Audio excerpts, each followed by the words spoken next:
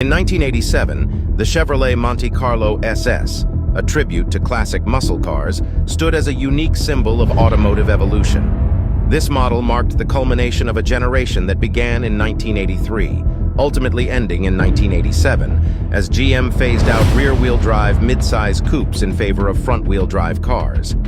Under the hood, the '87 Monte Carlo SS packed a 5.0-liter V8 engine producing 180 horsepower. While this was substantial for the time, it was burdened by the car's 300-pound weight, resulting in a power-to-weight ratio comparable to a modern-day Honda Civic. Surprisingly, its standout feature was its agile handling, a trait rarely associated with muscle cars. Consumer Guide praised this unexpected quality.